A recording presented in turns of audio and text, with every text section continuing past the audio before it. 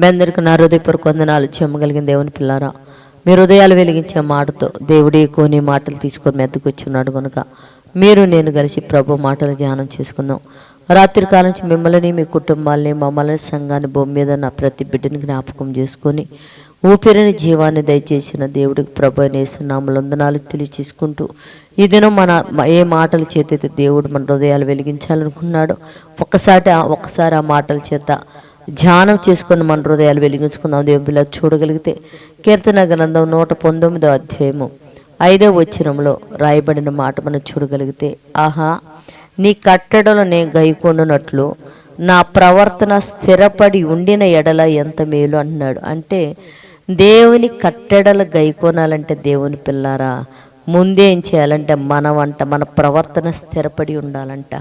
చాలామంది ఏం చేస్తారంటే మహానుభావుడు యేసుక్రీస్తు వారిని నమ్ముకొని వచ్చి కూడా స్థిరం ఉండదు. దేవుని పిల్ల ఇటొక అడుగు అటొక అడుగు వేస్తూ దేవుని కోపం వారి నెత్తి మీదకు తీసుకొచ్చుకుంటుంటారు.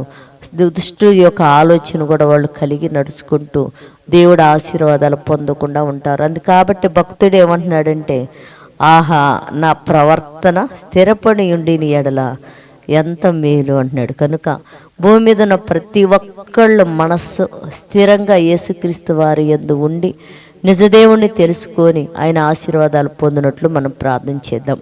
పరిశుద్ధుడా, చెమ్మగలిగిన మా పరలోకపు తండ్రి, నాయన నీ కృప కలిగిన నామని కొందనాలు. ఇదిగో తండ్రి, మా ప్రవర్తన అంతా స్థిరపడి ఉండిన ఎడల ఎంత మేలు అంటున్నావు తండ్రి.